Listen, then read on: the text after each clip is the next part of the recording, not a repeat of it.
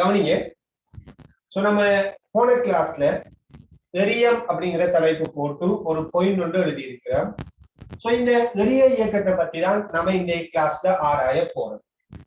Right. முதலாவது எரிய இயக்கம் அப்படின்னா என்னங்கிறத தெரிஞ்சு கொள்வோம். எரிய இயக்கம்னா என்னங்கிறத நம்ம முதல் தெரிஞ்சு கொள்வோம். சரியா? அதாவது எரிய இயக்கம்ங்கிறது நாம யாதேனும் ஒரு பொருளை குறிப்பிட்ட கோணத்தில கிடையுடன் ஒரு குறிப்பிட்ட கோணத்தில எரிகின்ற அந்த இயக்கத்தை தான் நாம எரியம் அல்லது எரிய இயக்கம் சொல்லுவோம். அதாவது நம்ம ஆரம்பத்துல நேர்கோட்டு இயக்கத்துல ஆரம்பத்துல வாகனங்கள்ல கிடை இயக்கம் சம்பந்தமாக படிச்சிருந்தோம். அதுக்கு பிறகு நாம புவியீர்ப்பின் கீழான நிலைக்குத்து இயக்கம் சம்பந்தமா படிச்சிருந்தோம். அப்படிதானே? சோ நம்ம கிடை இயக்கம் படிச்சிருக்கிறோம், புவியீர்ப்பின் கீழான நிலைக்குத்து இயக்கம் படிச்சிருக்கிறோம். ஆனால் இந்த எரியம்ங்கிறது இது ரெண்டையும் சேர்த்து வாரது. அதாவது ஒரு பொருள் எடுத்து ஒரு பொருள் ஒன்று எடுக்கிறோம், ஒரு பந்து எடுக்கிறேன். ஒரு பந்த நான் கிடையோட ஒரு குறிப்பிட்ட கோணம் தீட்டாங்கிற கோணம் வச்சு கொடுக்குறேன். கிடையோட தீட்டாங்கிற கோணத்துல விங்கிற வேகத்தோட எறிகிறேன்.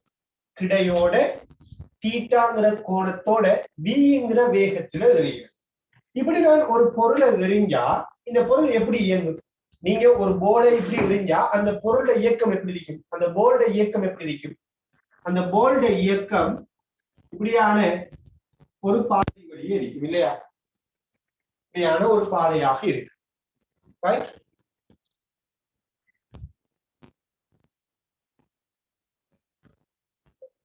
இப்படி நாம ஒரு பொருளை குறிப்பிட்ட கோணத்துல எறியும் போது இந்த பொருள இந்த இயக்கம் இவ்வாறான ஒரு பாதையில இருக்குது என்றால் இதைத்தான் நாம எரிய பாதை அப்படின்னு சொல்லுவோம்.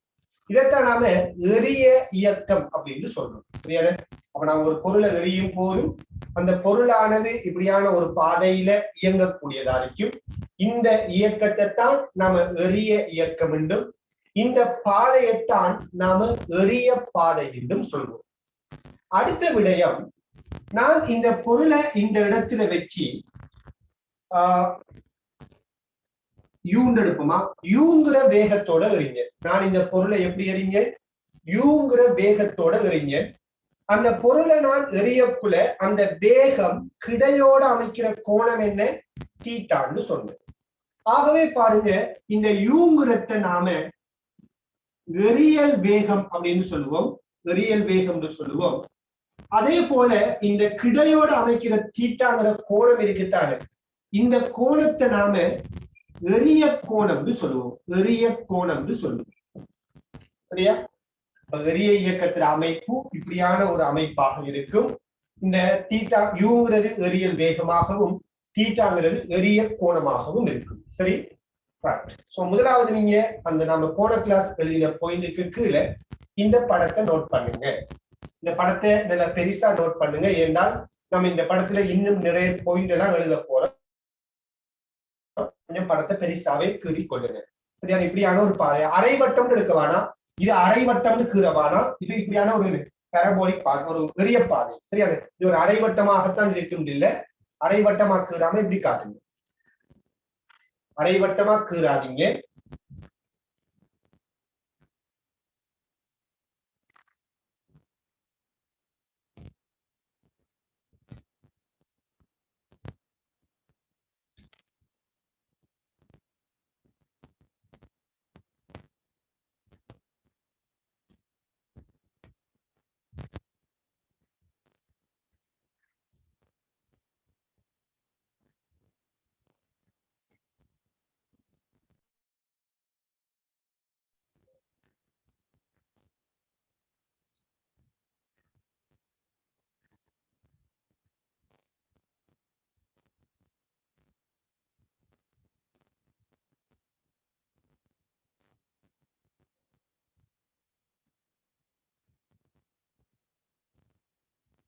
ஓகே.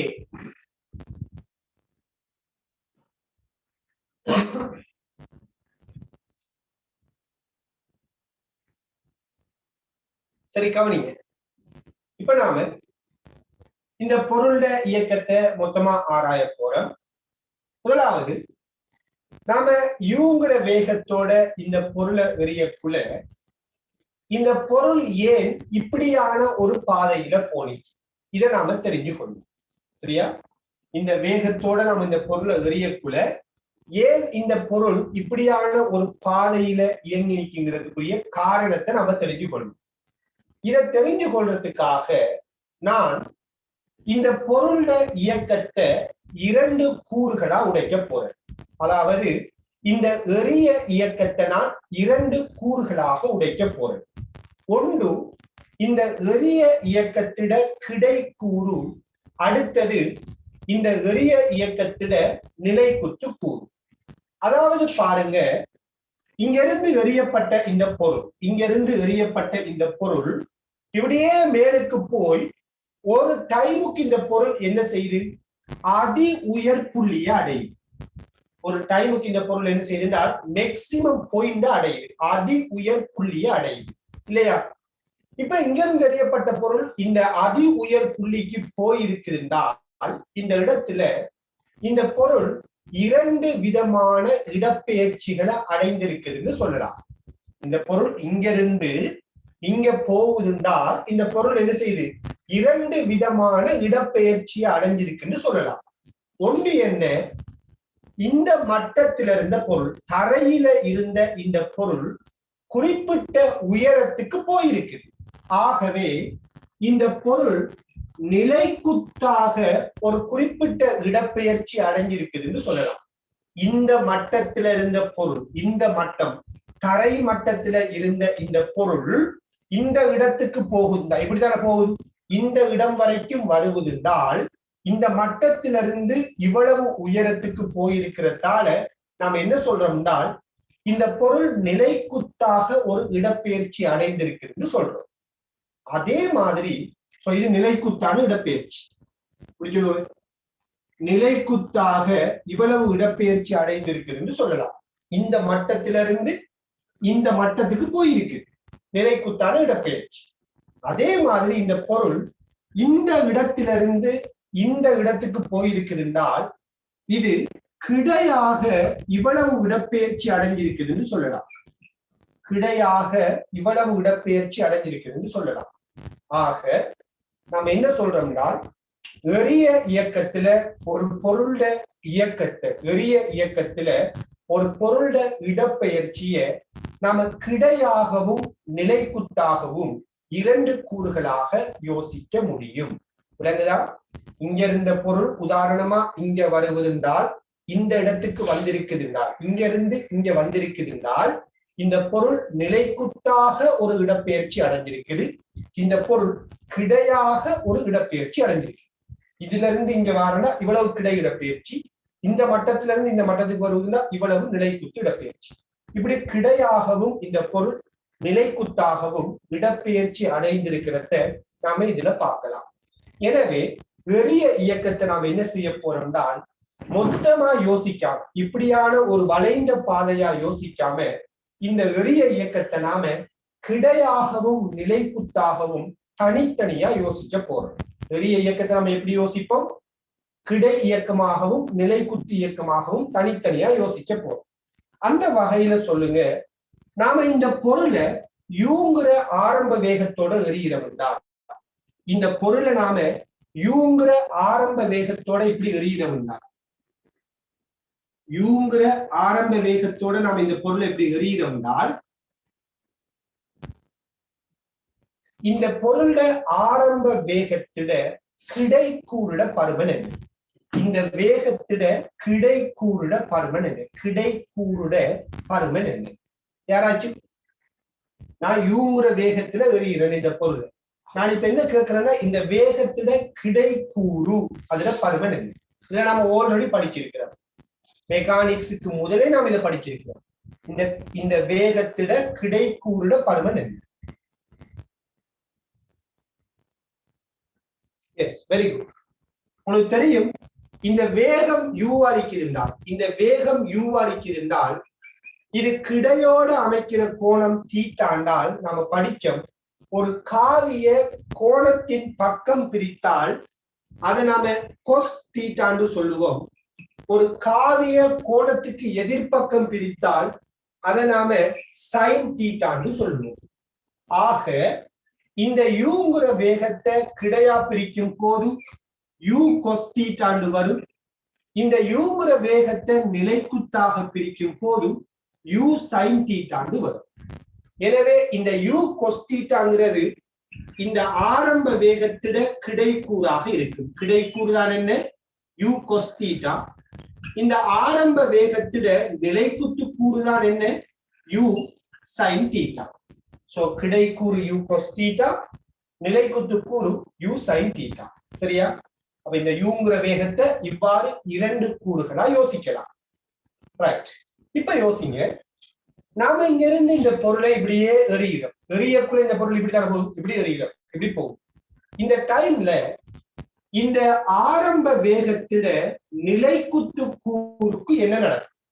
ஆரம்ப வேகத்திட நிலைக்குத்து கூறுக்கு என்ன நடக்கும்? இதான் வேகம். இதை நாம இரண்டு கூறுகளா யோசிக்கிறோம்.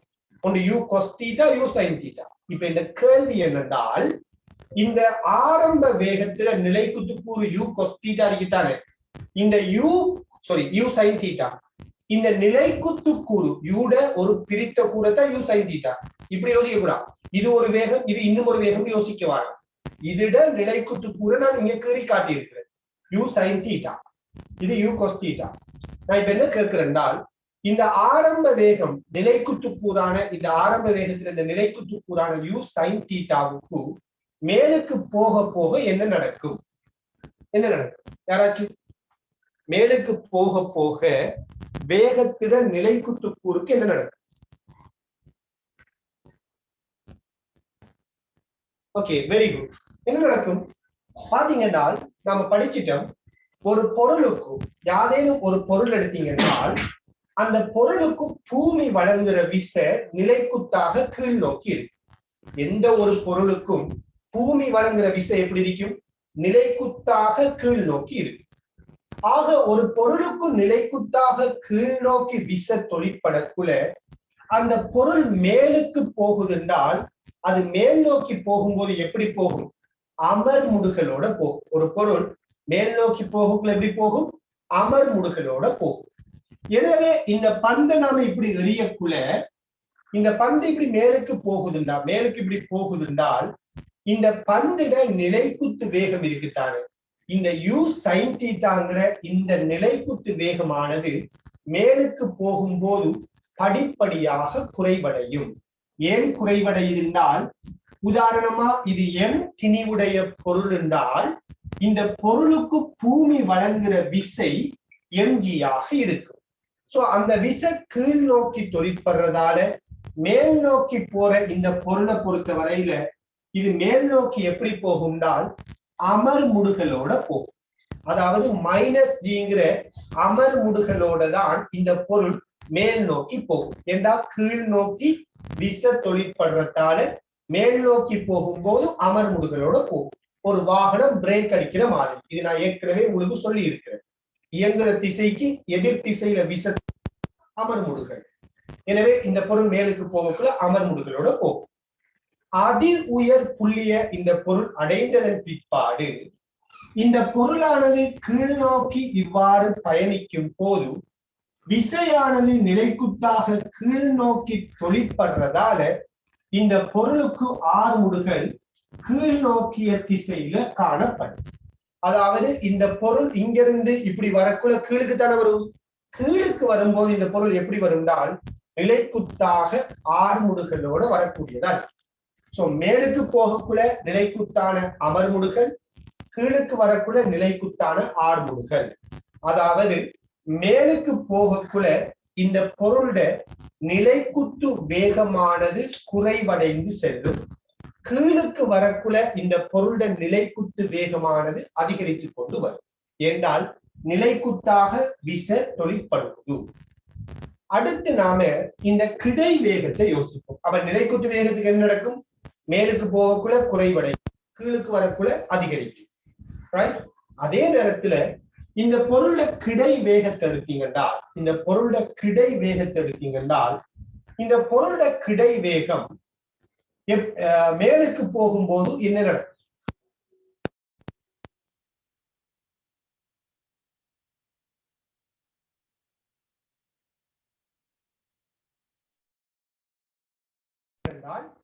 இந்த பொருளோட கிடை வேகத்துக்கு என்ன நடக்கும்? இங்க இருந்து எறியப்பட்ட இந்த பொருள் இப்படியே மேலுக்கு போகக்குள்ள இதுல கிடை வேகத்துக்கு என்ன நடக்கும் சொல்லுவா? கிடை வேகம் என்ன செய்யும்?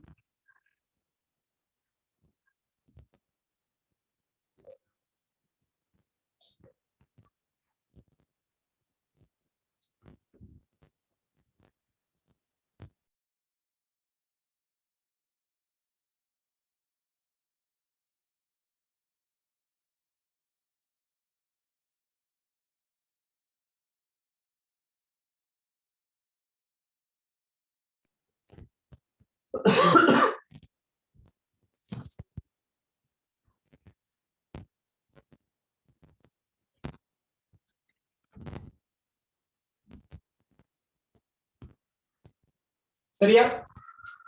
ஓகே, கிடை வேகத்துக்கு என்ன நடக்கும்?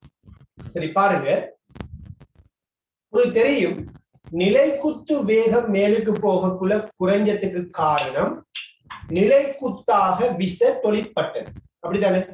அப்ப விச தொழிற்பட்டால் நல்லா விளங்கிக் கொள்ளுங்க, ஒரு பொருளுக்கு விச தொழிற்பட்டால் அந்த விசையின் காரணமா அந்த பொருளோட வேகம் மாறும். ஆனால் கிடையான இந்த வேகத்தை யோசித்து பார்த்தீங்கன்னா இந்த பந்துக்கு அல்லது இந்த பொருளுக்கு கிடையாக ஏதும் விச தொழிற்படுவதா? இந்த பந்துக்கு இந்த பந்து நாம இப்படி எறிகிறோம், மேலுக்கு போயிட்டு திருப்பி கீழுக்கு வருவது. இந்த பந்தின் மீது கிடையாக ஏதும் விச தொழிற்படுவதா? இந்த பந்துக்கு கிடையாக எந்த ஒரு விசையும் தொழிற்படல. பூமியில ஈர்ப்பு கவர்ச்சி விசை அது நிலைக்குத்தாட்டம் தொழிற்படும். அப்ப இந்த பந்துக்கு கிடையாக விச தொழிற்படல் என்றால் விச தொழிற்பட்டால்தான் வேகம் கூடும் அல்லது குறையும். விச தொழிற்படல் என்றா வேகம் என்ன செய்யாது? மாறாது. எனவே இந்த பந்துக்கு கிடையான திசையில எந்த ஒரு விசையும் தொழிற்படாததால இந்த பந்திட கிடை வேக கூறு மாறாது. விளங்குதா? பந்திட கிடை வேகம் ஏன் மாறாது? கிடையாக விச தொழிற்படல்.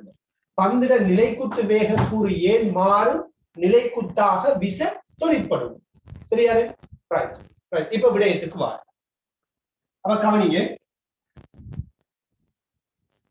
உங்களுக்கு தெரியும் நாம இங்க இருந்து இந்த பொருளை எறிகிறோம், இந்த பொருள் இப்படியே மேலுக்கு போயிட்டு திருப்பி கீழுக்கு வரும் இல்லையா? இதுல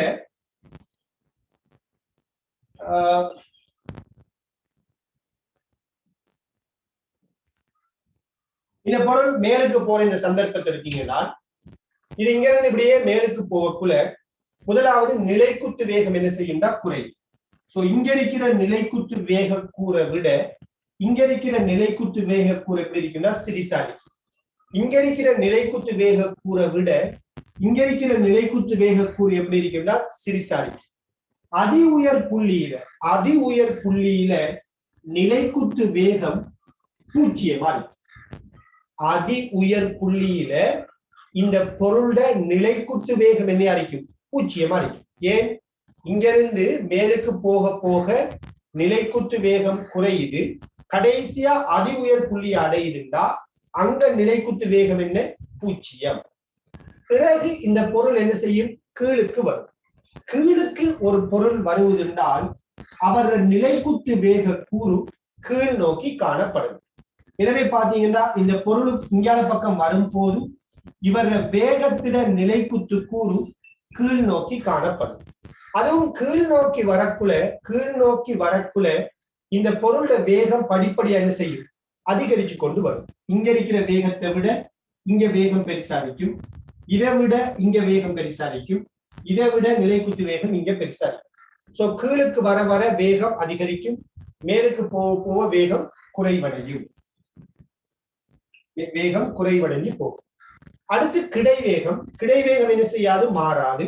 எனவே இங்க கிடைவேகம் u cos θ என்றால் இங்கேயும் கிடைவேகம் u cos θ தான். இங்கேயும் கிடைவேகம் u cos θ தான். எல்லா இடத்திலையுமே கிடைவேகம் என்னதான் u cos θவாகத்தான் இருக்கு. கிடைவேகம் என்ன செய்யாது, மாறாது. கிடைவேக கூறு மாறாமல் இருக்கும். சரியா? ஓகே, இந்த படத்தை நான் தெளிவா கீறி காட்டுறேன். சோ கீழுக்கு ஒரு பாயிண்ட் எழுதி கொள்ளுங்க. கீழுக்கு ஒரு பாயிண்ட் எழுதி கொள்ளுங்க.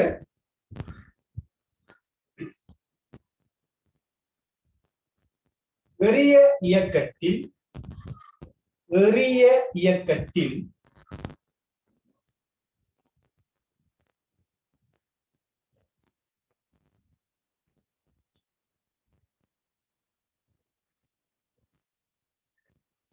வேகத்தின் நிலைக்குத்து கூறானது.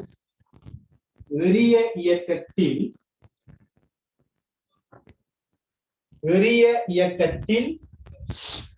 வேகத்தின் நிலைக்குத்து கூறானது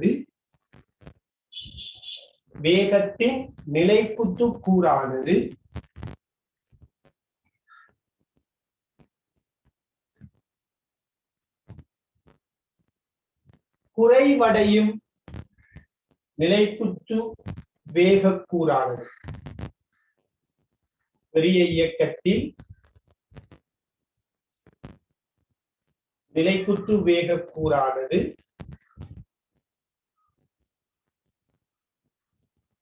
குறைவடையும்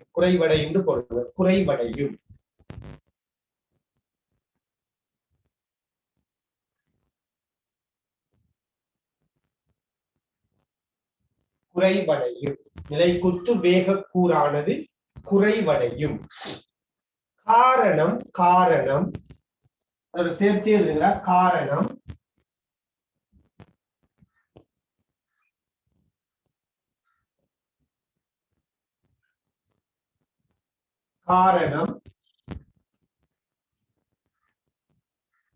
நிலைக்குத்தாக புவி ஈர்ப்பு கவர்ச்சி விசை தொழிற்படுவதால் ஆகும். நிலைக்குத்தாக புவி ஈர்ப்பு கவர்ச்சி விசை அல்லது ஈர்ப்பு கவர்ச்சி விசை, நிலைக்குத்தாக ஈர்ப்பு கவர்ச்சி விசை தொழிற்படுவதால் ஆகும்.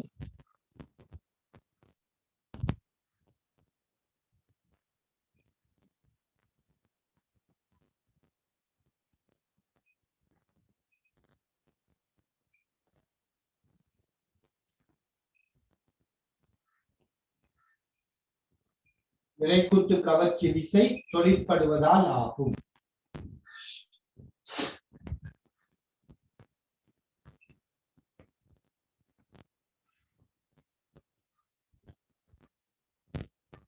அடுத்த பாயிண்ட்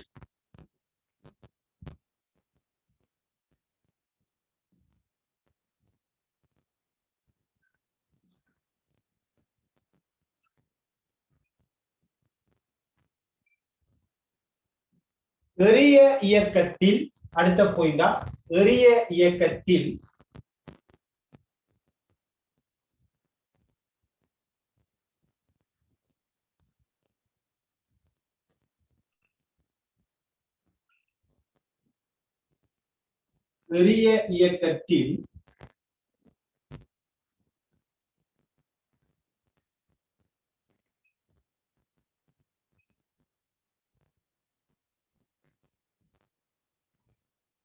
கிடை வேகமானது, எறிய இயக்கத்தில் கிடை வேகமானது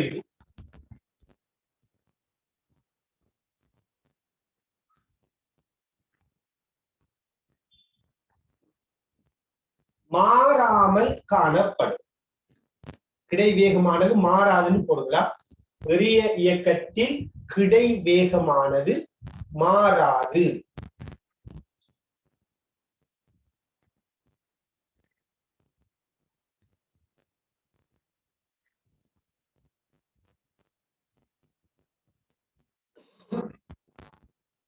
கிடை வேகமானது மாறாது.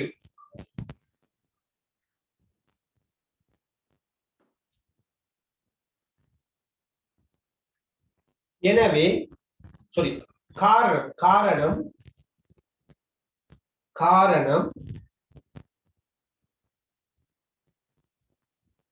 பொருள் மீது கிடையாக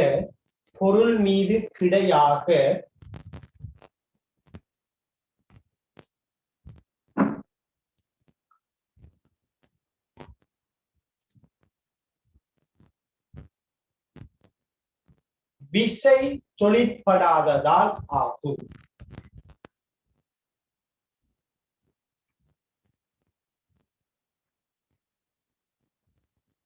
பொருள் மீது கிடையாக விசை தொழிற்படாததால் ஆகும்.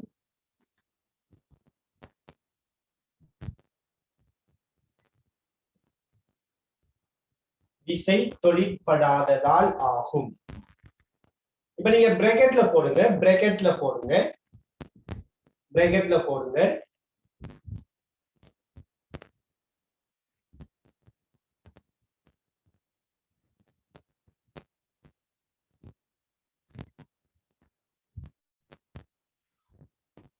ஒரு பொருள் மீது பிராக்கெட்ல ஒரு பாயிண்ட் எழுதி கொள்ளுங்களா, பிராக்கெட்ல எழுதி கொள்ளுங்க.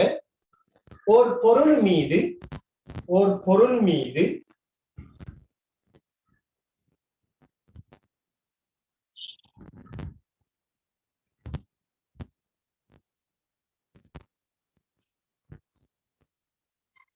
விசை தொழிற்படும் போது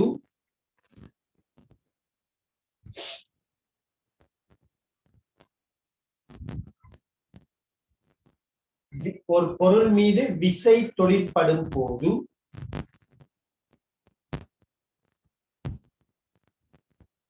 அவ்விசையின் பாதை வழியே, ஒரு பொருள் மீது விசை தொழிற்படும் போது அவ்விசையின் பாதை வழியே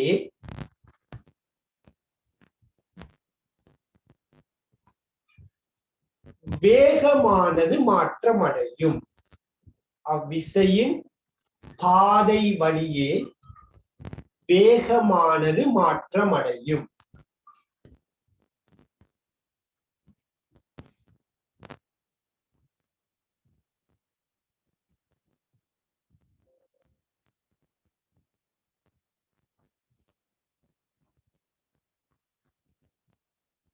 விசை தொழிற்படாத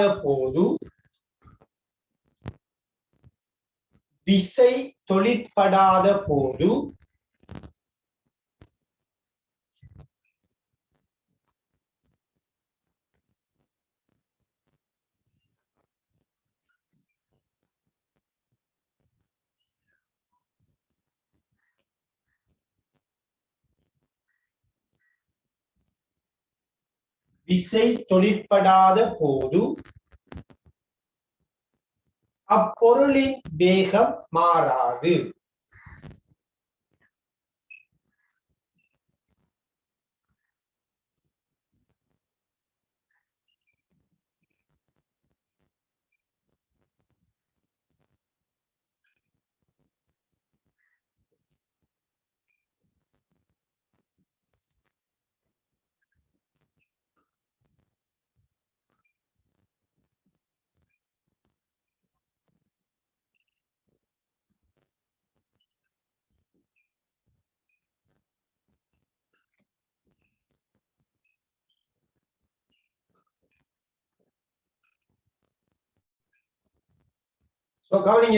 கவனிங்க நல்லா விளங்கிக் கொள்ளணும் இந்த விடயங்களை.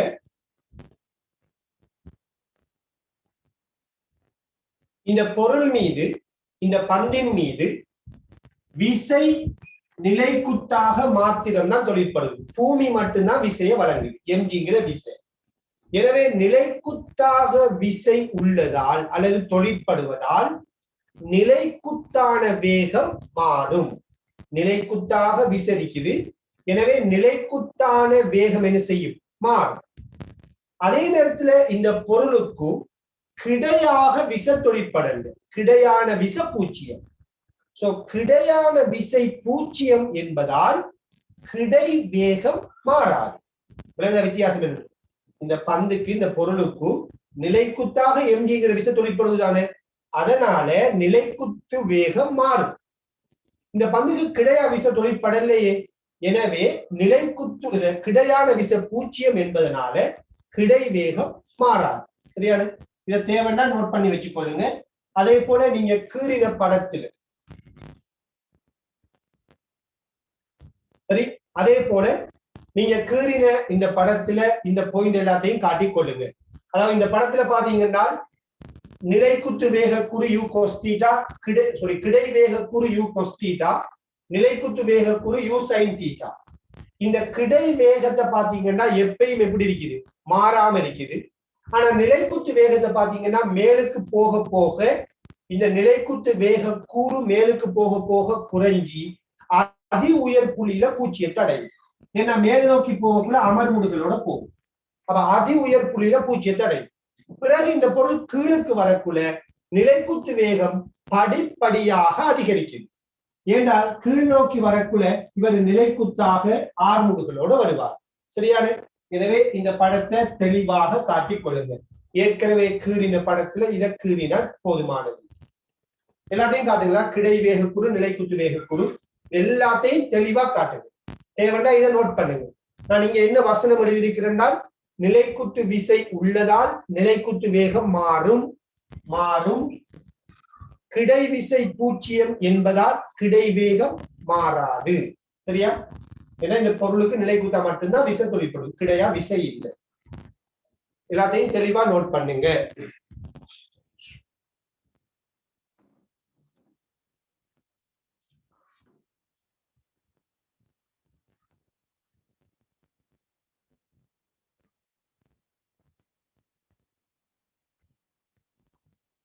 நான் இப்ப இந்த சொன்ன பாயிண்டுகளுக்குள்ள நான் இப்ப சொன்ன இந்த விடயங்களுக்குள்ள ஏதும் சந்தேகம் உங்களுக்கு சந்தேகம் இருந்தா நான் சொன்ன இந்த விடயங்களுக்குள்ள ஏதும் உங்களுக்கு சந்தேகம் இருந்தால் நீங்க அதை வந்துகிட்டு கேட்கலாம். அதுக்காக நான் என்ன செய்யறேன்னால் உங்களோட மியூட்டை வந்துட்டு எடுத்து விடுறேன். ஏதும் சந்தேகம் இருந்தா அதை ஆடியோ மூலமா நீங்க கேட்டுக்கொள்ளலாம். ஒரு சின்ன ஒரு டைம் தாரன். ஏன்னா இது ரொம்ப முக்கியமான ஒரு விடயம். என்னுடைய எரிய இயக்கத்துல இப்ப நான் சொல்லி இருக்கிற விடயம் ரொம்ப முக்கியம். எதுவும் சந்தேகம் இருந்தா இப்பயே கேட்டுக்கொள்ளுங்க.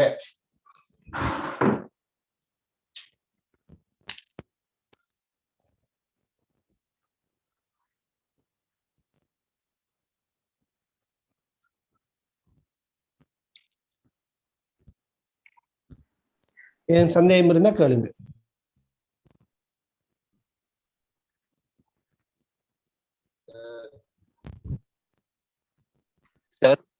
சொல்லுங்க. இந்த கிடை வேகத்தை மட்டும் கொஞ்சம் திரும்ப சொல்ல முடியுமா? பொதுவா அதாவது ஒரு பொருளுக்கு வந்துகிட்டு கிடை வேகம் மாறணும்டா கிடையா விசை தொழிற்படணும். சரியா? நிலைக்குத்து வேகம் மாறணும்டா நிலைக்குத்தா விசை தொழிற்படணும். எனவே இந்த பொருளுக்கு நாம எரிஞ்சிருக்கிற இந்த பொருளுக்கு நிலைக்குத்தாக மட்டும்தான் விசை தொழிற்படும். அதாவது பூமி மட்டும்தான் விசையை வழங்கும். ஏன்னா நம்ம எரிஞ்சிட்டோம் தானே, நம்மளோட கையில இருக்காது பொருள் மேலுக்கு பறந்து கொண்டிருக்குது. அப்ப அந்த டைம்ல பூமியால மட்டும்தான் விசையை வழங்க முடியும். அந்த பூமி விசையை எப்படி வழங்கும்? நிலைக்குத்தா கீழ் நோக்கி வழங்கும். எனவே நிலைக்குத்தான வேகம் மாறும். அந்த பொருளுக்கு கிடையா விசை யாரும் வழங்குறாவா? வழங்கல்ல. எனவே அந்த பொருளோட கிடை வேகம் என்ன செய்யாதுன்னா மாறாது. அவ்வளவுதான் இந்த விடயம். சோ அதைத்தான் நான் பாயிண்டாவும் சொல்லி இருக்கிறேன்.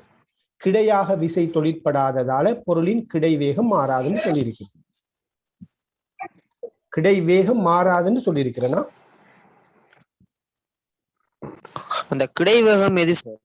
அந்த பொருளுக்கு கிடை வேகம்ங்கிறது அதாவது நாம ஒரு வேகத்தை ஒரு காவிய 2 கூறுகளாக பிரிக்கலாம் அப்படின்னு படிச்சிருக்கிறோம் இல்லையா? இப்ப நீங்க ஒரு பொருளை ஒரு கல் ஒன்று எடுத்து அல்லது ஒரு போல் எடுங்கிற நீங்க ஒரு போல் ஒன்று எடுத்து என்ன செய்றீங்கன்னா எறியறீங்க.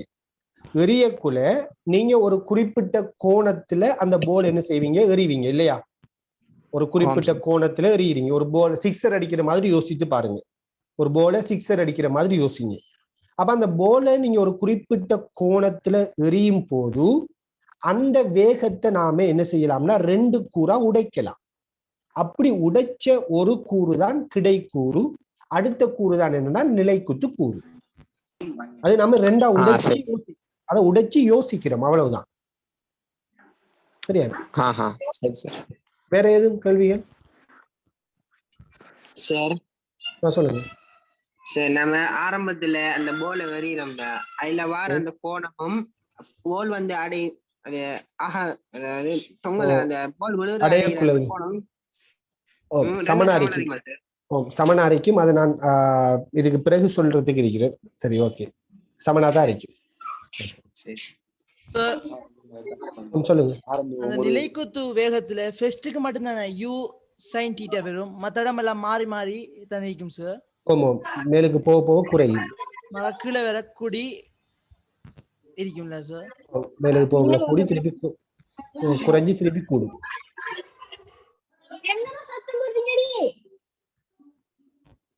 வேற கேள்வி?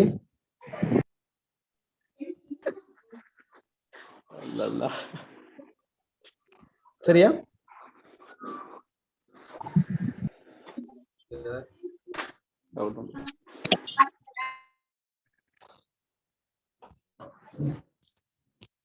ஓகே, சரியா?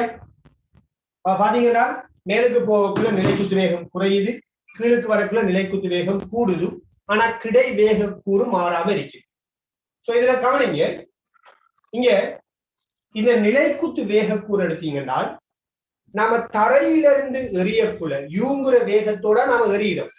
நாம வந்துகிட்டு அவனை கொள்ளுங்க, நாம எறியக்குள்ள ஒரு பொருளை இப்படி எறிகிறோம்னா நாம வந்துகிட்டு கிடை வேகம் வேறையாவும் நிலைக்குத்து வேகம் வேறையாவும் நாம வழங்குறல்ல. நாம ஒரு குறிப்பிட்ட கோணத்துல இப்படி ஒரு பொருளை எறிவோம். அந்த வேகத்துக்கு நாம எறிஞ்ச அந்த வேகத்துக்கு 2 கூறுகள் இருக்கிறதாக நம்ம யோசிக்கலாம். அதைத்தான் நம்ம ஆரம்பத்துல படிச்சோம். ஒரு காவியினது 2 செங்குத்து கூறுகள் ஒரு தலைப்பு போட்டு படிச்சோம். சரியானே? அந்த வேக கூறுகள் தான் இந்த U cos theta, you sign theta. இப்ப இந்த நிலைக்குத்து வேக கூறு மேலுக்கு போகக்குள்ள குறைஞ்சி திருப்பி கீழுக்கு வரக்குள்ள கூடிட்டு வருவதால் நம்ம தரையிலிருந்து எறிஞ்ச இந்த பொருள் மீண்டும் தரைய வந்து அடையக்குள்ள நாம என்ன வேகத்துல இதை எறிஞ்சமோ அதே வேகத்துலதான் இது தரைய வந்து அடையும். அதாவது இவர நிலைக்குத்து வேகத்துல பருமன் இங்க யூ சைன் தீட்டாண்டால் திருப்பி தரைய அடையக்குள்ளையும் நிலைக்குத்து வேகத்துல பருமன் என்னதான் அதே யூ சைன் தீட்டாவா இருக்கு. தரையிலிருந்து எறிகிறோம், திருப்பி தரைய வந்து அடையக்குள்ளையும் நிலைக்குத்து வேக கூறு யூ சைன் தீட்டாவாகத்தான் இருக்கு. அதே நேரத்துல கிடை வேக கூறு என்ன செய்யாது? மாறாது. கிடை வேக கூறு மாறாது. ஆக தரைய அடையும் போது கிடை வேக கூறு யூ கொஸ் தீட்டா, நிலைக்குத்து வேக கூறு யூ சைன் தீட்டாங்கிறதால இந்த பொருளோட விளையுள் வேகம் பாத்தீங்கன்னா இங்க இருந்து நாம யூங்குற வேகத்துல எறிஞ்சத்தால இந்த பொருள் தரைய அடையும் போதான வேகமும் யூவாகத்தான் இருக்கு. ஏன்னா கிடை வேகம் யூ கொஸ் தீட்டா, நிலைக்குத்து வேகம் யூ சைன் தீட்டாங்கிறதால தரைய அடைகிற விளையுள் வேகம் என்னதான்? யூவாகத்தான் இருக்கும். அதுவும் கிடையோடு அமைக்கிற இந்த கோணம் தீட்டாவாகத்தான் இருக்கும். சோ உங்களோட படத்துல நீங்க தரைய அடையும் போதான நிலைக்குத்து வேகம் யூ சைன் தீட்டாண்டும், தரைய அடைகிற விளையுள் வேகம் யூண்டும், கிடையோடு அமைக்கிற கோணம் தீட்டாங்கிறதையும் காட்டிக் கொள்ளுங்க. சோ படத்துல இதையும் சேர்த்து கொள்ளுங்க.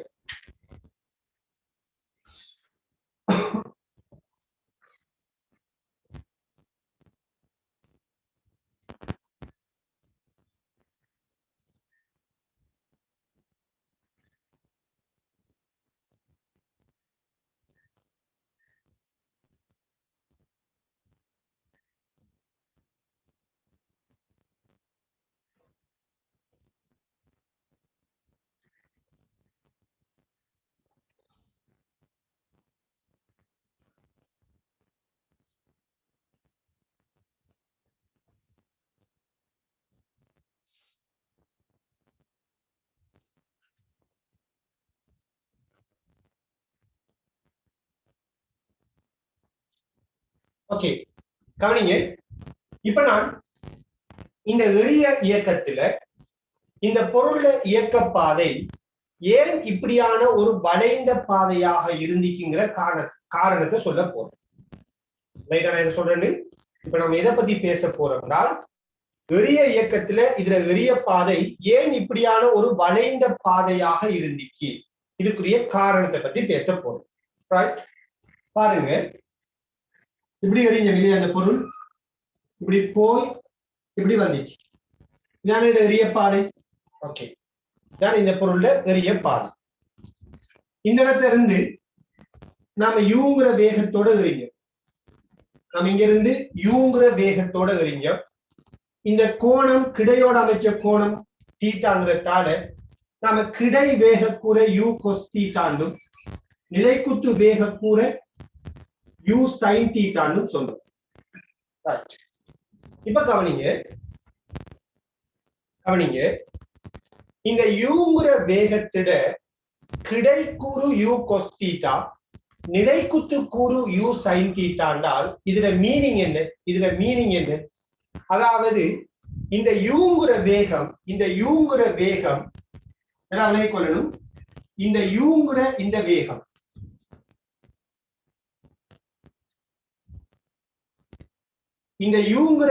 வேகம் இந்த இரண்டு வேக கூறுகள விளையுள்னு சொல்லலாம் இல்லையா? அதாவது இந்த யூ கொஸ் தீட்டாவினதும் இந்த யூ சைன் தீட்டாவினதும் விளையுள் தான் இந்த யூங்கிற வேகம்னு சொல்லலாம். இந்த ரெண்டு வேகத்தில விளையுள் தான் யாருன்னு சொல்லலாம்? இந்த நாம எறிஞ்ச இந்த பொருளோட யூங்கிற வேகம்னு சொல்லலாம். So u cos theta you sine தீட்டாங்கிற இந்த ரெண்டு காவிகள கூறுகள விளையுள் தான் இந்த யூவாக இருக்கு. இந்த கோணம் தான் தீட்டாவா இருக்கு. இதான் இந்த இடத்துல இருக்கிறது. இப்ப இந்த பொருள் இங்க இருந்து மேலுக்கு போகும். இப்ப இங்க வந்துட்டு இந்த இடத்துக்கு வரக்குள்ள உங்களுக்கு தெரியும் இந்த பொருளோட கிடை வேகம் என்ன செய்யாது, மாறாது. இந்த இடத்துல கிடை வேகம் என்னதான்? U cos theta. ஆனா நிலைக்குத்து வேகம் என்ன செய்யும் சொன்னேன்? இங்க இருக்கிற நிலைக்குத்த வேகத்தை விட இங்க இருக்கிற நிலைக்குத்து வேகம் எப்படி இருக்கும்? சிறியதா இருக்கு. எனவே இப்ப பாருங்க, இது ஏ, இந்த இடத்தை பீண்டு எடுக்கும். இந்த இடத்தை ஏண்டு எடுக்கிறேன், இந்த இடத்தை பீண்டு எடுக்கிறேன். இது ஏக்குரிய படம். இப்ப நான் பிக்குரிய படத்தை கீறேன். இப்ப நான் பிக்குரிய காவி படத்தை கீற போறேன். இந்த பிங்கிற இடத்திலையும் இந்த பந்திட கிடை வேகம் யூ கொஸ் தீட்டா தான். இதே நீளம் தான். கிடை வேகம் யூ கொஸ்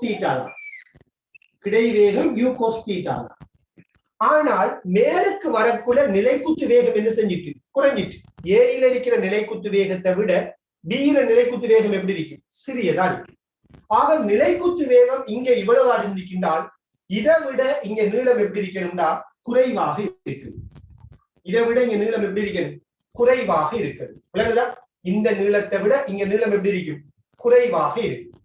எனவே இது கிடை வேகம், இது மாறல்ல, இது நிலைக்குத்து வேகம். நிலைக்குத்து வேகம் என்ன செஞ்சிட்டு? குறைஞ்சிட்டு. சோ விளையுள் வேகம் எப்படி வரும்? இவங்க ரெண்டு பேர விளையுள் வேகம் எப்படி வரும்? இப்படி வரும். எனவே இந்த இடத்துல இருக்கிற வேகம், இந்த வேகத்தை எடுத்தீங்கன்னா, விளையுள் வேகத்தை எடுத்தீங்கன்றால் இந்த வேகம் கிடையோட அமைக்கிற இந்த கோணம் இருக்குத்தானே, இந்த கோணமான நல்லா விளங்கிக் கொள்ளுங்களா. நான் இந்த அளவுக்கு இதை உடைச்சு பேசுறேன்ல, நான் உங்களுக்கு பேசுறேன்னா நீங்க தெளிவா விளங்கிக் கொள்ளணுங்கிறதான. இதை பேசுறதால சில வேலைகளை நீங்க கஷ்டமா ஃபீல் பண்ணலாம். ஆனா இதை பேசினால் உங்களுக்கு தெளிவு கூடுதலா கிடைக்கும். அதனாலதான் நான் இதை பேசுறேன். சோ ஏங்கிற இடத்துல வேகத்தை இப்படி காட்டுறேன். கிடை வேகம், நிலைக்குத்து வேகம், விளையுள் வேகம்னு காட்டுறேன். இப்ப பிங்கிற இடத்துக்கு வரோம். பியிலையும் கிடை வேகம் இதே கிடை வேகம் தான். ஆனால் நிலைக்குத்து வேகம் என்ன செஞ்சிட்டு? குறைஞ்சிட்டு. நிலைக்குத்து வேகம் குறைஞ்சிட்டு. ஆக இது ரெண்டு விளையுள் வேகம் என்ன செய்யும்? இப்படி இருந்த விளையுள் வேகம் இப்படி வரும். எனவே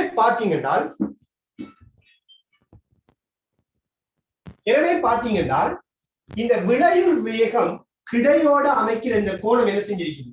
விளையுள் வேகம் கிடையோட அமைக்கிற இந்த கோணம் இப்படி இருந்தது, இப்படி வந்திருக்கிறதுனா கிடையோட அமைக்கிற கோணம் என்ன செஞ்சிருக்கிறது? குறைஞ்சிருக்கு. அதனாலதான் இந்த இடத்துல இருக்கிறத விட இந்த இடத்துல இதுல சாய்வு, இதை V1 இருக்கு.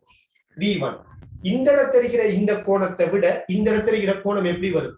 சிறியதா வரும். ஏன் இந்த கோணம் சிறியதா வந்து? இந்த சாய்வை விட இந்த சாய்வு ஏன் சிறிசா இருக்குது? நிலைக்குத்து வேகம் குறைஞ்சத்தால விளையுள் வேகத்துல கோணம் என்ன செய்யுது? குறையுது. இன்னும் ஒரு உதாரணம்.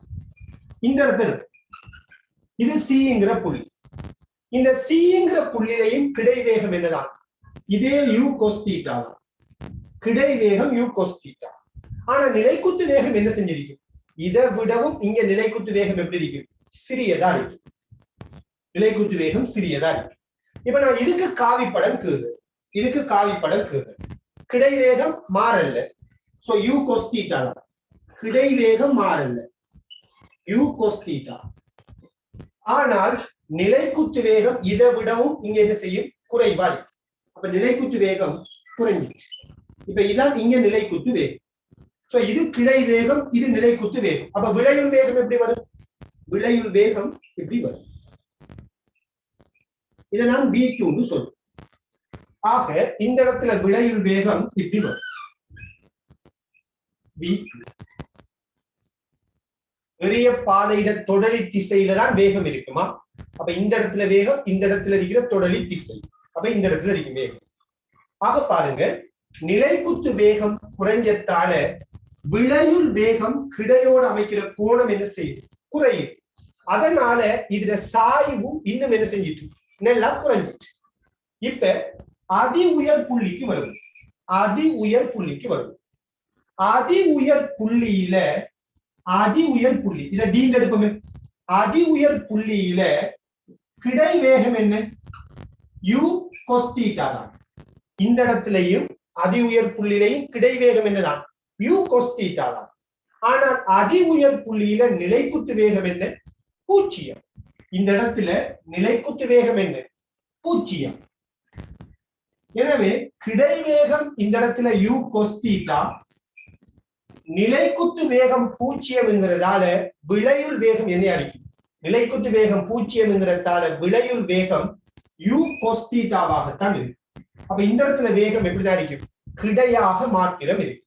அதனாலதான் அதி உயர் புள்ளியில இந்த வளையினது பாதையை பார்த்தீங்கன்னா அதி உயர் புள்ளியில சரியா இது ஒரு கிடைக்கோடாக இருக்கு. இந்த எரிய பாதையில சரியா அதி உயர் புள்ளி எப்படி இருக்கும்? ஒரு கிடையான தொடலி கோடாக இருக்கு. இந்த இடத்துல தொடலி கோடு வரைஞ்சா அது கிடையா இருக்கு. இது அதி உயர் புள்ளி. இன்னும் ஒரு புள்ளி எடுப்போமே. இப்ப இந்த பொருள் இந்த இடத்துக்கு வருது. இந்த இடத்துல நான் E இந்த இடம். சோ இந்த ஈங்கிற இடத்துல கிடை வேகம் என்னதான்? u cos θ தான். ஆனா நிலைக்குத்து வேகம் இப்ப எப்படி இருக்கும்? கீழ் நோக்கி இருக்கு இல்லையா? இப்ப பாருங்க, ஈங்கிற புள்ளிக்கு காவிப்படத்தை கீழ். கிடை வேகம் u cos θ தான். இதே நீளம் தான் u cos θ தான். ஆனா நிலைக்குத்து வேகம் இப்ப எப்படி வரும்? கீழ் நோக்கி வரும். நிலைக்குத்து வேகம் கீழ் நோக்கி வரும். அப்ப விளையுள் வேகம் எப்படி வரும்? விளையுள் வேகம் இப்படி இருக்கு. எனவே விளையுள் வேகத்தை பாத்தீங்கன்னா இந்த திசையில இருக்கு. இப்ப இந்த பொருள் திருப்பி இங்க இருந்து கீழுக்கு வருது. எஃப்ங்கிற புள்ளி இதோட முடிப்போம், இதோட முடிச்சு கொள்வோம். எஃப்ங்கிற புள்ளி கீழுக்கு வரதுல என்ன நடக்கும்? இங்கேயும் கிடை வேகம் u cos θ தான். ஆனா நிலைக்குத்து வேகம் என்ன செஞ்சிருக்கு? கீழுக்கு வரக்குள்ள அதிகரிச்சிருக்கு. அப்ப பாருங்க, எஃப்ங்கிற புள்ளிக்குரிய காவிப்படம் கிடை வேகம் u cos θ தான். ஆனா நிலைக்குத்து வேகம் அதிகரிச்சிருக்குது. நிலைக்குத்து வேகம் அதிகரிச்சிருக்குது. எனவே விளையுள் வேகம் இப்படி வரும். சோ இதை விட இங்க கோணம் எப்படி இருக்கும்? பெரிசா இருக்கு. பாருங்க, இந்த இடத்துல இருக்கிற சாய்வை விட இங்க வரக்கூடிய சாய்வு என்ன செய்யும்? கூடுது. ஏன் அப்ப இந்த கோணம் கூடி இருக்குது என்றால் நிலைக்குத்து வேகம் கூடினத்தால விளையுள் வேகமும் கூடி இருக்குது. ஆக எரிய இயக்கத்தில இந்த எரிய பாதை ஏன் இப்படியான ஒரு சாய்வு பாதையாக, இதுல சாய்வு அல்லது இது ஏன் இப்படியான ஒரு வளைந்த பாதையாக இருக்குது என்றால் நிலைக்குத்து வேகம் மாறிக்கொண்டு இருப்பதனால் விளையுள் வேகம் கிடையோட அமைக்கின்ற கோணமும் மாறுது. விளையுள் வேகம் கிடையோட அமைக்கின்ற கோணமும் மாறுது. எனவேதான் ஒவ்வொரு கணமும் நிலைக்குத்து வேகம் மாற மாற ஒவ்வொரு கணமும் இது கிடையோட அமைக்கின்ற கோணம் மாறிக்கொண்டு வருது. அதி உயர் புள்ளியில நிலைக்குத்து வேகம் 0 இருக்கிறதால விளையுள் வேகம் கிடையாக வந்து சேரும். அதே நேரத்துல திருப்பி கீழுக்கு வரக்குள்ள நிலைக்குத்து வேகம் கீழ் நோக்கி இருக்கிறதால விளையுள் வேகமும் கீழ் நோக்கிய சாய்வாக இருக்கு. இப்படி என்ன செய்யும்? கோணம் வந்துட்டு மாற மாற நிலைக்குத்து வேகம் மாற மாற இதுல கோணம் மாறி இதுல சாய்வு மாறக்கூடியதா இருக்கு. சரியா? சோ நோட்னு போட்டு எழுதி கொள்ளுங்க. நோட்னு போட்டு எழுதி கொள்ளுங்க. அதாவது நான் இங்க என்ன செஞ்சிருக்கிறேன்டா, இந்த எரிய பாதையில ஒவ்வொரு புள்ளியில் இருக்கிற வேக கூறுகளையும் தனித்தனியா காட்டி இருக்கு. ABCDEF தனித்தனியா காட்டி இருக்கு. சோ நோட்னு போட்டு எழுதி கொள்ளுங்க. எரிய இயக்கத்தில்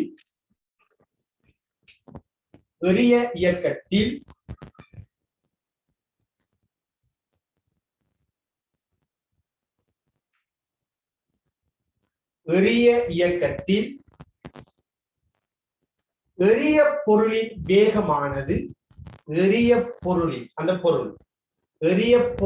வேகமானது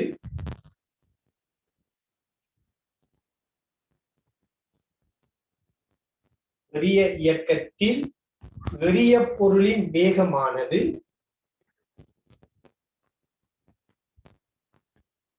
எரிய பாதையின் தொடலி திசை வழியே காணப்படும். எரிய பாதையின் தொடலி திசை வழியே காணப்படும். எரிய இயக்கத்தில் எரியல் வேகமானது எரிய பாதையின் தொடலி திசை வழியே காணப்படும். இது ஒரு பாயிண்ட். அடுத்த பாயிண்ட்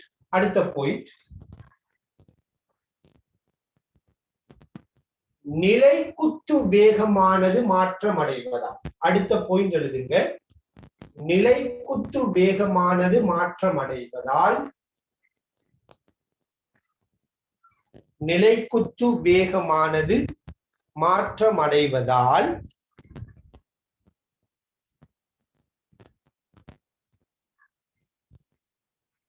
விளையுள் வேகம்ங்கிறதான் எரியல் வேகமா, அதாவது கிடை நிலைக்குத்து கூறுகள் விளையுள், அதான் உண்மையா எரிய பாதையில் இருக்கிற வேகம். நிலைக்குத்து வேகமானது மாற்றமடைவதால்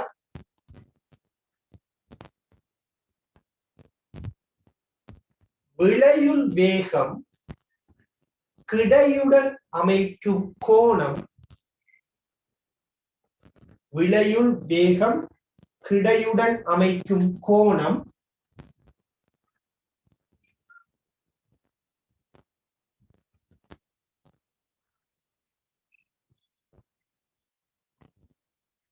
மாற்றமடைகின்றது.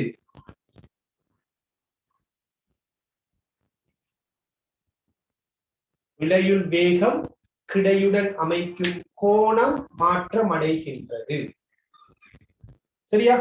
அது கீழே நீங்க என்ன செய்யுங்கடா, இப்படி ஒரு எரிய பாதையை கீறி அங்க இருக்கிற ஒவ்வொரு புள்ளிட வேக கூறுகள், அதே போல அந்த வேக கூறுகளுக்குரிய ஒவ்வொரு புள்ளிக்கு முடிய காவிப்படம், வேகத்துக்குரிய காவிப்படம், இது எல்லாத்தையும் காட்டிக்கொள்ளுங்க. தேவைன்னா காட்டுங்க. ABCDEF வரைக்குமான புள்ளிகளுக்குரிய காவிப்படத்தை நான் காட்டியிருக்கிறேன். வேகத்துக்கான காவிப்படத்தை காட்டியிருக்கிறேன். சரி, தேவைன்னா இதை அப்படியே நோட் பண்ணி கொள்ளுங்க. வேகமா நோட் பண்ணுங்க.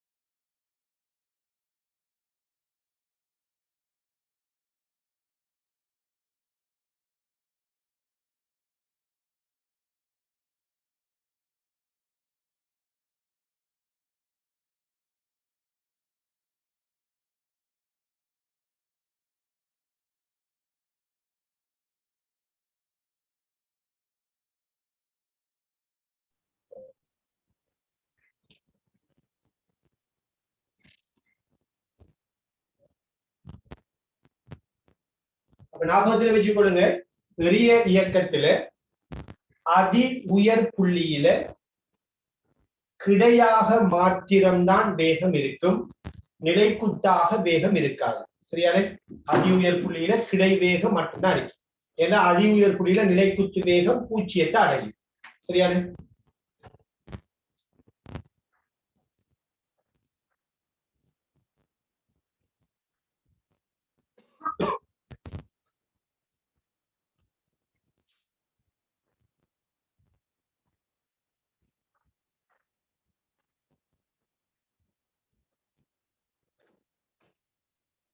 ஓகே, இப்ப நாம இந்த எரிய இயக்கத்தோட தொடர்புடைய அடுத்த டாபிக்ல போக போறோம். தலைப்பு போடுங்க, தலைப்பு போடுங்க. சோ இதுல உங்களுக்கு தெளிவு இன்னும் கிடைக்கலையா? இன்ஷா அல்லாஹ் நாம இப்ப பார்க்க போற தலைப்பு கேள்விகள் செய்யக்குள்ள இன்னும் இன்ஷா அல்லாஹ் இது தெளிவாகும். சரியானே? அடுத்து வந்துட்டு நான் இதை இந்த அளவுக்கு உடைச்சு சொல்றேன், இப்படி உடைச்சு சொல்றது இல்லை, அதை நீங்க தெரிஞ்சு கொள்ளுங்க. நான் இங்க ஒவ்வொரு புள்ளியையும் எடுத்து வேக காவி கூறுகள்லாம் காட்டியிருக்கிறேன். இப்படி உண்மையை சொல்ல போனா இப்படி படிப்பிக்கிறேன். நான் இதை ஏன் சொல்றேன்னா உங்களுக்கு இந்த இடத்திலேயே இது தெளிவாகும். ஏன்னா இதெல்லாம் ஒரு பெரிய ஒரு விடயமா நீங்க என்ன செய்யக்கூடாது, பின்னது கூட யோசிக்க கூடாது. எரியம்னா என்னன்னு கேட்டா அந்த கன்செப்ட், அந்த தியரி உங்களுக்கு எப்படி இருக்கணுமோ தெளிவா இருக்கு. எப்பயுமே தியரியில உங்களுக்கு என்ன இருக்கக்கூடாது, சந்தேகம் இருக்கக்கூடாது. ஒரு தியரிய நீங்க என்ன செய்யணும், ரொம்ப தெளிவா துல்லியமா விளங்கிக் கொள்ளணும். அதுல சந்தேகம் இருக்கக்கூடாது. ஏன் இப்படி பாதம் மாறுதுன்னா அதுக்குரிய காரணம், அதெல்லாம் விளங்கி படிக்கணும், அதெல்லாம் பாடமாக்குறது இல்லை. சரியா? அப்ப அந்த தியரிய சரியா விளங்கி கொண்டீங்கன்னால் உங்களால் என்ன செய்ய இயலும்னா ஒரு புது ஐடியா கேள்வி வந்தா கூட அதை நீங்க டீல் பண்ணக்கூடிய ஆட்களா இருக்கீங்க. உங்களுக்கு ஒரு விடயம் தெளிவா இருந்தா அதுல புது ஐடியாவோட நாம அப்ளை பண்ண வேண்டிய தேவை இருந்தா நீங்க என்ன செய்வீங்க, அப்படியான ஒரு கேள்வியை சிம்பிளா செய்வீங்க. அப்ப தெளிவுங்கிறது ரொம்ப முக்கியம். சோ டவுட் என்ன, எரியம்ங்கிற விடயம் என்ன, எரிய இயக்கம் தான் என்ன, அதுல பாதை ஏன் மாறுது, இது எல்லாத்தையும் என்ன செய்யுங்க, எந்த ஒரு சந்தேகமும் இல்லாமல் புரிஞ்சு வச்சுக்கொள்ளுங்க. ரைட்? ஓகே, இப்ப தலைப்பு போடுங்க. எரிய இயக்கத்திற்கு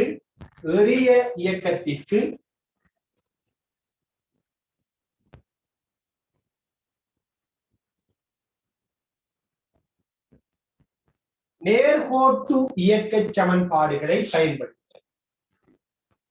எரிய இயக்கத்திற்கு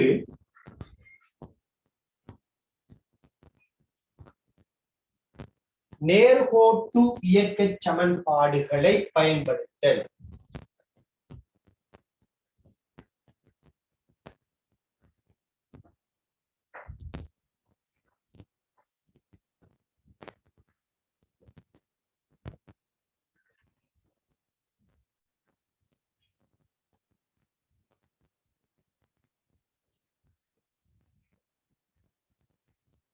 எரிய இயக்கத்திற்கு நேர்கோட்டு இயக்க சமன்பாடுகளை பயன்படுத்த. சரியா?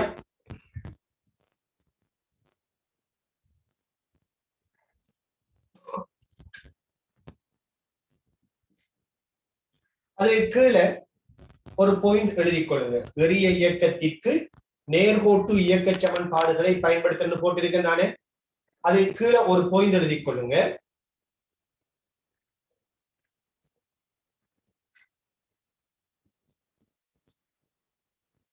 u எனும் ஆரம்ப வேகத்துடன்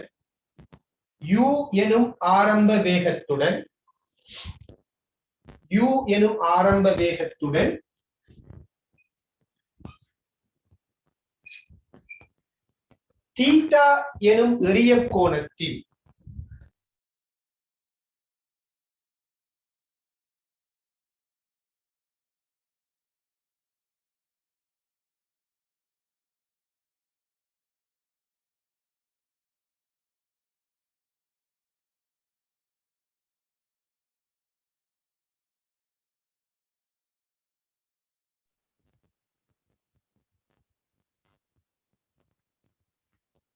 u எனும் வேகத்துடன்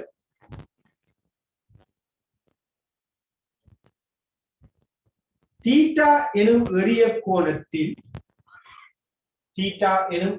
கோணத்தில்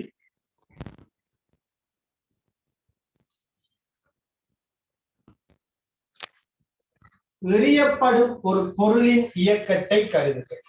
u எனும் வேகத்துடன் தீட்டா எனும் எறிய கோணத்தில் எறியப்படும் ஒரு பொருளின் இயக்கத்தை கருதுக. எறியப்படும் ஒரு பொருளின் இயக்கத்தை கருதுக.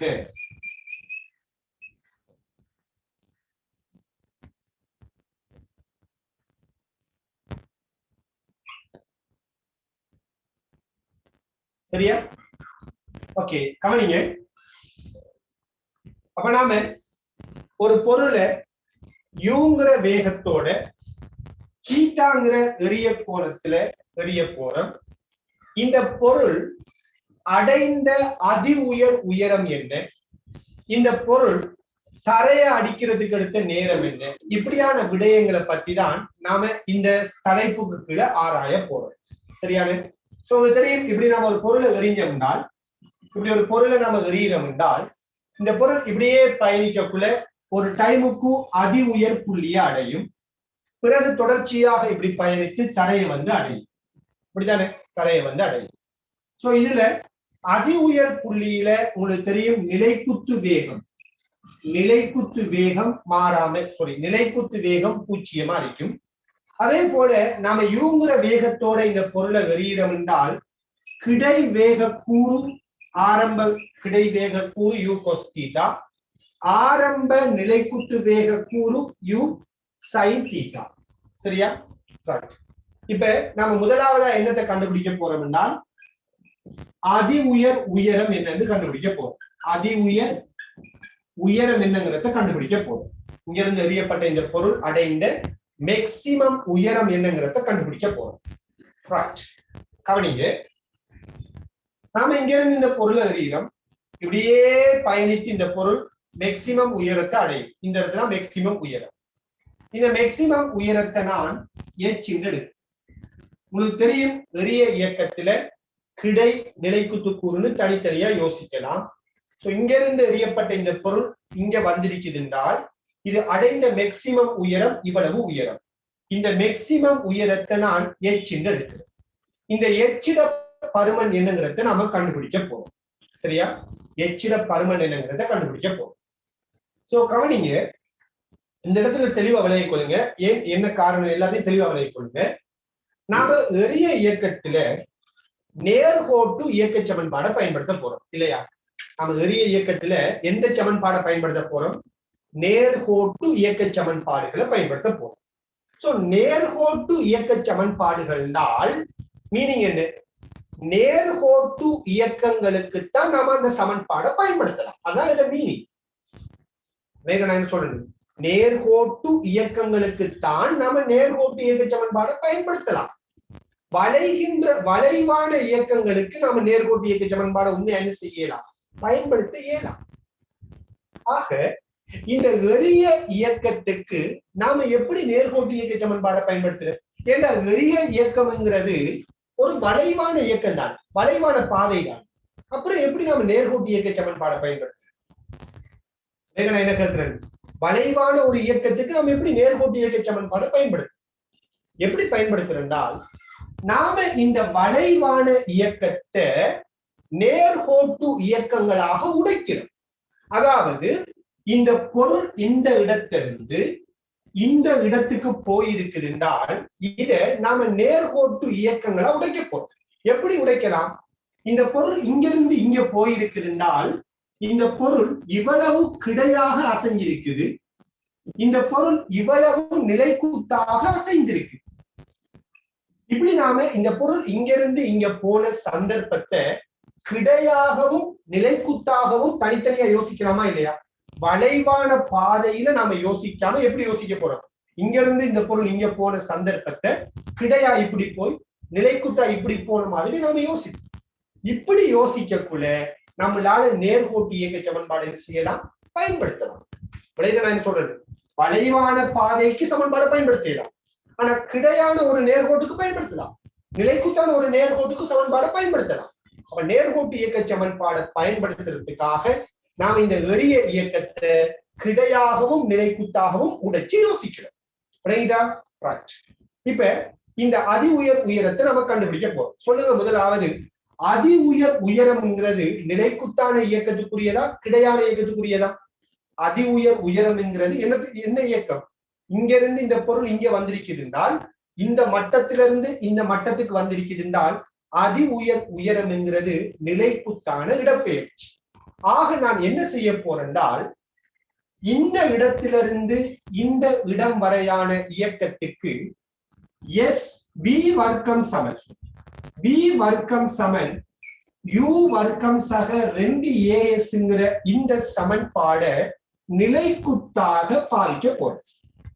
நான் இந்த நேர்கோட்டு சமன்பாட நிலைக்குத்தாக பாவிக்க போறேன். சரியா? பாவித்தால் சொல்லுங்க, இந்த இடத்துல இது ஆரம்பம், இது இறுதி, இதுல இருந்து இதுவரையான இயக்கத்துக்கு பாவிக்கிறோம். சோ ஆரம்ப நிலைக்குத்து வேகம் என்ன? ஆரம்ப நிலைக்குத்து வேகம் u sin θ. இறுதி நிலைக்குத்து வேகம் இதுல இருந்து இதுவரையான இயக்கத்துக்கு நான் சமன்பாடை பாவிக்கிறேன்டால் இறுதி நிலைக்குத்து வேகம் என்ன? அதி உயர் புள்ளியில நிலைக்குத்து வேகம் என்ன? 0. அப்ப ஆரம்ப நிலைக்குத்து வேகம் u sin θ, இறுதி நிலைக்குத்து வேகம் 0. சோ பாருங்க, சமன்பாடை பாவிக்கிறேன். நிலைக்குத்து வேகம் இறுதி நிலைக்குத்து வேகம் 0. இந்த இடத்துல நிலைக்குத்து வேகம் 0. அப்ப v 0. ஆரம்ப நிலைக்குத்து வேகம் என்ன?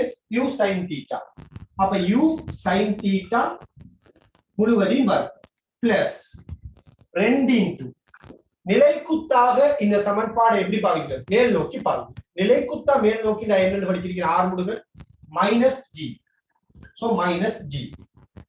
இங்க இருந்து பொருள் இங்க வந்திருக்கிறதுனால் நிலைக்குத்தான் இடப்பெயர்ச்சி என்ன? இந்த மட்டத்திலிருந்து இந்த மட்டத்துக்கு வந்திருக்கிறதுனா நிலைக்குத்து இடப்பெயர்ச்சி என்ன? h. அப்ப நிலைக்குத்து இடப்பெயர்ச்சி h இப்படி வரும்.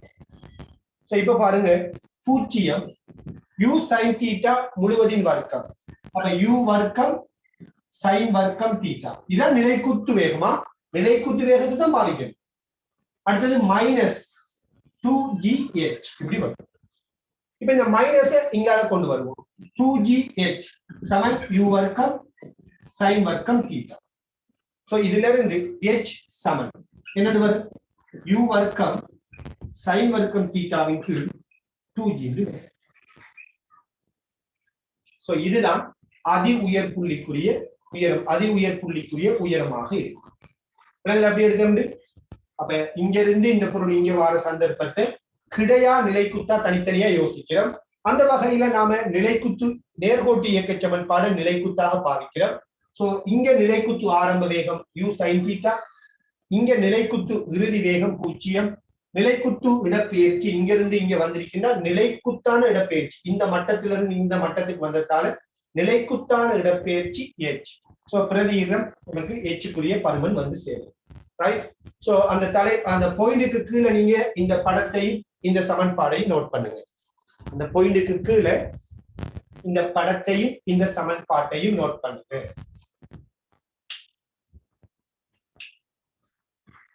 நான் இன்னைக்கு 6 வரைக்கும் செய்யறேன்னு சொல்லியிருந்தேன், மெசேஜ் போட்டிருந்தேன் இல்லையா? இன்னும் ஒரு சமன்பாடை நான் நிறுவி போட்டு முடிக்கிறேன். சோ ஃபர்ஸ்ட்க்கு இதை நோட் பண்ணுங்க.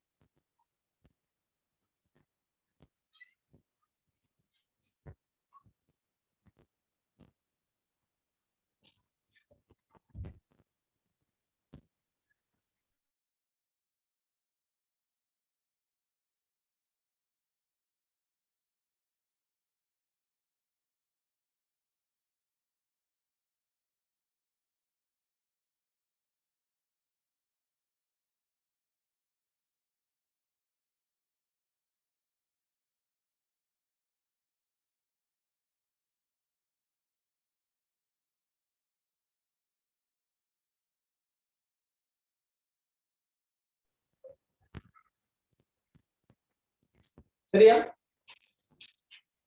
ஓகே, இப்ப நாம அடுத்த விடயத்தை பார்ப்போம். இரண்டாவது என்னென்றால், இரண்டாவது அதி உயர் புள்ளி அடைய எடுத்த நேரம்.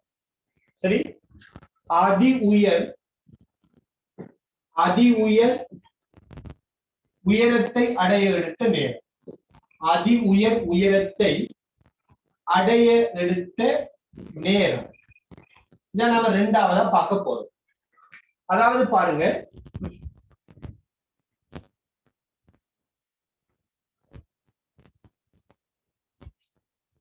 இங்கிருந்து எறியப்பட்ட இந்த பொருள் இங்கிருந்து ஸ்டார்ட் பண்ணி இப்படியே வந்து இதை வந்து செல்லுது அதி உயர் புள்ளியை அடையிறதுக்கு, அதி உயர் உயரத்தை அடையிறதுக்கு அடுத்த டைமை கண்டுபிடிக்க போறோம். இங்க இருந்து இங்க வாரத்துக்கு அடுத்த டைமை காண போறோம். சோ இதுக்கு நாம என்ன செய்யலாம்? இதுக்கும் நாம v சமன் u பிளஸ் ஏடிங்கிற சமன்பாட நிலைக்குத்தா பாருங்க. v சமன் u பிளஸ் ஏடிங்கிற சமன்பாட நாம என்ன செய்வோம்னா நிலைக்குத்தாக பாவிப்போம். சொல்லுங்க, இதுல இருந்து இதுவரையான இயக்கத்துக்கு இந்த சமன்பாட நிலைக்குத்தா பாவித்தால் இதுல இருந்து இதுவரை, அப்ப நிலைக்குத்தான இறுதி வேகம் என்ன? 0. நிலைக்குத்தான ஆரம்ப வேகம் என்ன? நிலைக்குத்து ஆரம்ப வேகம் u sin θ. மேல் நோக்கி பாவிக்கிறோம், எனவே -g into t. சரியா? இப்ப இந்த -gt இங்கால வரும், +gt சமன் u sin θ. சோ t சமன் u sin θ க்கு g என்று வரும். சோ இதுதான் அதி உயர் புள்ளியை அடைய எடுத்த நேரமாக இருக்கும். சரியா? ஓகே, இத அப்படியே நோட் பண்ணிக்கொள்ளுங்க. இன்ஷா அல்லாஹ் நாம இந்த இடத்துல நான் உங்களுக்கு ஒரு ஹோம் ஒர்க்கா தரேன், நீங்க ட்ரை பண்ணி பாருங்க. அதாவது இங்கிருந்து எறியப்பட்ட பொருள் மூணாவதா, இதை நீங்க கண்டுபிடிச்சிட்டு வாங்க. இங்கிருந்து எறியப்பட்ட இந்த பொருள் இப்படியே இயங்கி தரையை வந்து அடைவது, மீண்டும் தரையை அடைய எடுக்கிற நேரம் என்னங்கிறது, மீண்டும் தரையை அடைய எடுக்கும் நேரம் என்னங்கிறதையும், அதே மாதிரி இங்கிருந்து எறியப்பட்ட இந்த பொருள் இப்படியே வந்து தரையை அடைந்தால் கிடை இடப்பெயர்ச்சி, மொத்த கிடை இடப்பெயர்ச்சி, மொத்த கிடை இடப்பெயர்ச்சி, இந்த ரெண்டையும் நீங்க இன்ஷா அல்லாஹ் ட்ரை பண்ணி கண்டுபிடிச்சிட்டு வாங்க. சோ என்னென்ன? மீண்டும் தரையை அடைவதற்கு எடுத்த நேரம் இது ஒன்று. நான்காவது என்னென்றால் இந்த மொத்த இயக்கத்தின் போதான கிடை இடப்பெயர்ச்சி, இந்த முழு இயக்கத்தின் போதான கிடை இடப்பெயர்ச்சி, இது ரெண்டையும் நீங்க கண்டுபிடிச்சிட்டு வாங்க. அடுத்து நான் உங்களுக்கு இன்றைய இந்த கிளாஸுக்குரிய வீடியோவை நம்ம யூடியூப் சேனல்ல நான் அப்லோட் பண்றேன். சில பேர் வந்துட்டு ரிக்வெஸ்ட் பண்ணிருந்தீங்க, ஸோ சில பேர் லேட்டா வந்து அப்படி பிரச்சனைகள் இருந்ததால நான் இந்த வீடியோ வந்து இந்த கிளாஸை வந்துட்டு நான் இன்ஷா அல்லாஹ் யூடியூப்ல அப்லோட் பண்றேன். அந்த வீடியோவை நம்மளோட வளமையான அந்த சேனல்ல போய் நீங்க என்ன செய்து கொடுங்கன்னா பார்த்து கொடுங்க. ஸோ சில சேனல்ல நேம் உங்களுக்கு தெரியும் நம்புறேன். யூடியூப்ல வந்துட்டு ஏஜே லேர்னிங் பிளாட்ஃபார்ம் தான் அடிங்க, பிளாட்ஃபார்ம்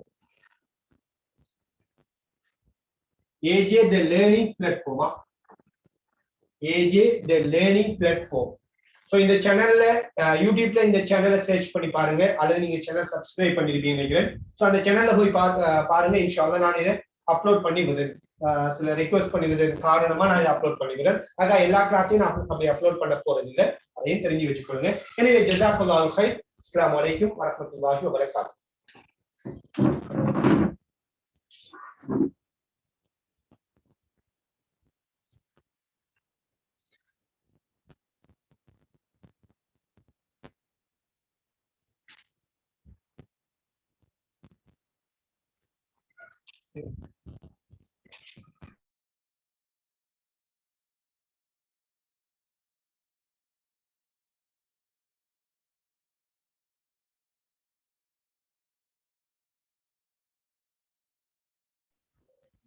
என்ன சொல்றீங்க? யாருல இது நீங்க அப்பயே ஒன்று சொன்னீங்க, LB 200. இப்போ கிளாஸ் முடிய அதுக்கான பண்ணி விட்டு ஐயா